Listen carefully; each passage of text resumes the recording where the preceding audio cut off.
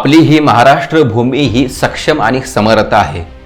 या भूमीमध्ये अनेक वीर जन्माला येऊन गेले, तर अनेक वीरांनी आपल्या प्राणांची आहुती देऊन या भूमीला स्वतंत्र ठेवण्यासाठी आपल्या प्राणांचं बलिदान दिलेलं आहे। म्हणजे जर आपण एखाद्याला शब्द दिला आणि तो शब्द त्याने पाळला नाही, असं कधीही या भूमीत घडलं नाही।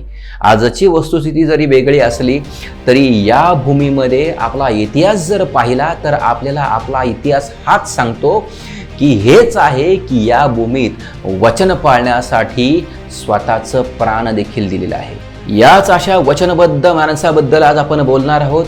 नमस्कार, जय शिवराय। मी शिवशंभू व्याख्याते बापूराव कुसुम अंकुश मोरे। मी इतिहासाचे साक्षीदार या दुसऱ्या भागामध्ये मी तुमच्या सर्वांचं स्वागत करीत आहे। खरं तर आपण ज्या व्यक्तीबद्दल आज बोलणार आहोत ती व्यक्ती म्हणजे साधी सुधी नाही। मूळचे भोर जवळच्या कारी गावचे असलेले वीर असे कान्होजी नाईक जेधे यांच्याबद्दल आपण बोलणार आहोत। आता मुळात कान्होजी नाईक जेधे यांचं नाव असं कोणाला माहीत नाही असा माणूस आपल्याला सापडणार नाही। खरं छत्रपती शिवाजी महाराजांचे वडील महाबली शहाजीराजे यांच्या सुद्धा खांद्याला खांदा लावून हे स्वराज्य निर्माण करण्यात ज्यांचा मोठा वाटा होता ते महाबली कान्होजी नाईक जेधे। ज्या वेळेला छत्रपती शिवाजी महाराजांचे वडील महाबली शहाजीराजे हे निजामशाहीमध्ये होते, त्याच वेळेला वीर कान्होजी नाईक जेधे हे रणदुल्ला खानासोबत आदिलशाहीमध्ये होते। 1636 मध्ये निजामशाही ही पूर्णपणे संपुष्टात आली आणि महाबली शहाजीराजे हे सुद्धा आदिलशाहीमध्ये आले। पुढे जाऊन जी आदिलशाही मोठी झाली त्यामध्ये सुद्धा महाबली शहाजीराजे आणि कान्होजी नाईक जेधे यांचा मोठा वाटा होता।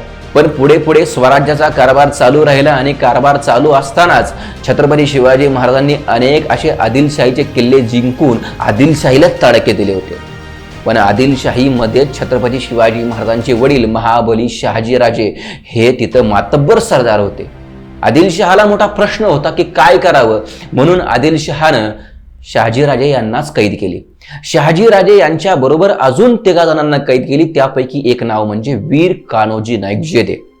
1648 मध्ये हा पराक्रम करण्यात आला फितुरीचा आदिलशहाकडून आणि महाबली शहाजीराजे आणि कान्होजी नाईक जेधे यांना कैद करण्यात आली। आदिलशहाचा हा मनसुबा होता की आपल्या वडिलांना कैद झाली आहे म्हटल्यानंतर शिवाजी राजे आपोआप शरण येतील आणि आपला बळकावलेला मुलूक, जिंकलेला मुलूक आपल्याला परत देतील आणि आपल्या सेवेत येतील असा त्याचा समज होता। पण छत्रपती शिवाजी महाराजांनी याच्या उलट डाव खेळला, राजकारणाचं संधान बांधलं आणि शहाजीराजे कान्होजी नाईक जेधे यांची कोणतंही युद्ध न करता आपोआप सुटका केली।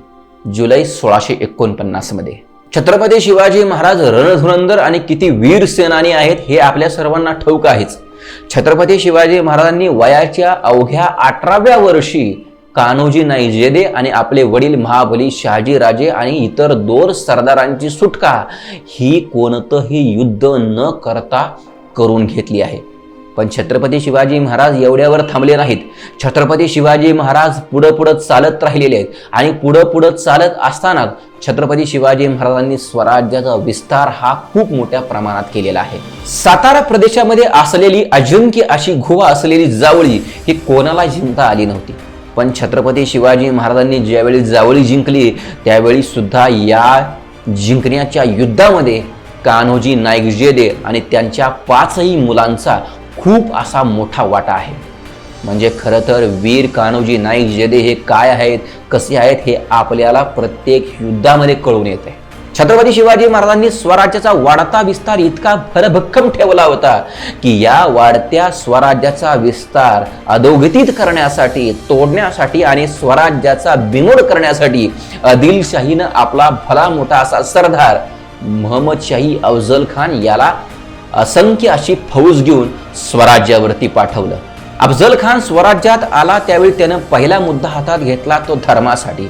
देवळं पाडली, आया बहिणींची आबरू विस्कटली, आबरू वेशीला टांगली, अनेक जणांवरती अत्याचार केले, घरादारावरती कुदळी फावडी मारण्यात आली आणि असे त्याचे असंख्य अन्याय सुरू झाले। याच वेळेला अफजल खानाने छत्रपती शिवाजी महाराजांचे जे मातब्बर सरदार होते, ज्यांच्या पदरी फौज आहे, अशा प्रत्येक सरदाराला पत्र पाठवलं। त्या पत्रात असा उल्लेख होता की जर तुम्ही आम्हाला येऊन मिळाले नाहीत आणि शिवाजीला पकडून देण्यासाठी तुम्ही आम्हाला मदत केली नाही तर आम्ही तुमच्या घरावरती गाढवाचा नांगर फिरवू, कुदळी फावडी काढू आणि तुमचा वंशाचा खेळ खलास करून टाकू, वंशाचा नायनाट करू, तुमच्या घरादारावरती गाढवाचा नांगर फिरवून तुम्हाला जमीनदोस्त करू, अशी धमकी प्रत्येकाला गेली. त्यापैकी काही जण फितूर होऊन अफजल खानाला मिळाले सुद्धा.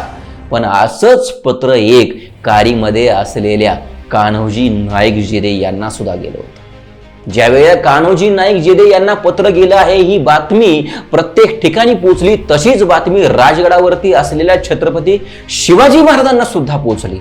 ज्यावेळी छत्रपती शिवाजी महाराजांना बातमी पोहोचली त्यावेळी दरबारात असलेल्या प्रत्येकाच्या मनी हे आलं की आता कान्होजी नाईक जेदे आपल्या मुलांना घेऊन अफजल खानाकडे जातात की काय. सदरेवरती दरबारामध्ये चर्चेला उधाण आलं. त्याच वेळेला वीर कान्होजी नाईक जेदे आपल्या 5ही मुलांना घेऊन दरबारात हजर झाले. त्यावेळी छत्रपती शिवाजी महाराज विचारतात की काका अचानक येणं केलं. त्यावेळी काका म्हणाले की प्रसंगच बाका आलाय त्यामुळे यावं लागलं. अफजल खानानं दमदाटी केली, बादशाहनं सुद्धा दमदाटी केली. जर तुम्ही आम्हाला येऊन मिळाले नाहीत तर तुमचं खानदान बुडवीन असं सांगतोय.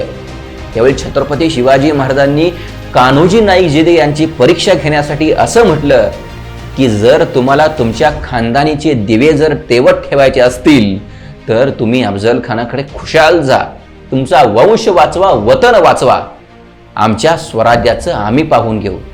शिवाजी राजांचे हे बोचरे शब्द कान्होजी नाईक जेदे यांच्या मनाला फार लागले आणि त्यांनी तिथं असलेल्या शिवाजी राजांच्या पायावरती पाणी सोडत एक शपथ घेतली आणि सांगतात काय माहिती आहे, शिवाजी राजांच्या आणि शहाजी राजांच्या खांद्याला खांदा लावून इथं असलेल्या प्रत्येकाने रणांगणात उडी घेतली हे स्वराज्य वाढवण्यासाठी. राज, म्या तुमच्या समोर आज माझ्या घरादारावर, वतनावरती, माझ्या प्रत्येक गोष्टीवरती स्वराज्यासाठी पाणी सोडत आहे. आमची समद्यांची जिंदगी फक्त आणि फक्त स्वराज्यासाठी, असं म्हणत वीर कान्होजी नाईक जेदे यांनी आपल्या घरादारावरती, बायकापुरावरती, वतनावरती, संसारावरती छत्रपती शिवाजी महाराजांच्या समोर पाणी सोडलेलं आहे. आणि शब्दाला जागणं काय म्हणतात हे इथं दिसून येतं. असेच वीर कान्होजी नाईक जेदे इतके पराक्रमी आणि इतके रणधुरंधर आहेत की त्यांचा इतिहास आपल्याला वाचायला मिळाला पाहिजे. अनेक पुस्तकांमधून तो आपल्याला वाचायला भेटतो. तो वाचून आपण त्याचं स्मरण केलं पाहिजे. छत्रपती शिवाजी महाराजांनी जेल म्हणून ज्या किल्ल्याचा वापर केला तो किल्ला म्हणजे साताऱ्याच्या घनदाट जंगलात असलेला वासोटा किल्ला. हा सुद्धा किल्ला स्वराज्यात आणण्याचं सर्वश्रेष्ठ श्रेय कोणाचं असेल तर ते वीर कान्होजी नाईक जेदे यांचं आहे. आजारपणामुळे पुढे जाऊन वीर कान्होजी नाईक जेदे यांचा मृत्यू झालेला आहे. वीर कान्होजी नाईक जेदे यांची समाधी ही मुक्काम पोस्ट आंबवडे, तालुका भोर या ठिकाणी आहे. कधीतरी आपण त्या ठिकाणी गेलो तर त्या समाधीचं दर्शन अवश्य घ्या. कारण का माहिती आहे, कारण का वतनावरती पाणी सोडणं काय असतं, किती स्वाभिमानी असतात आणि आपल्या धन्याशी किती इमानदार असतात, किती निष्ठा असते त्या समाधीजवळ गेल्यावर आपल्याला कळतं. बाजी सर्जेराव जेदे यांचा इतिहास आपण पुढच्या भागात पाहणार आहोत. तोपर्यंत जय शिवराय, नमस्कार, भेटूया पुढच्या भागात.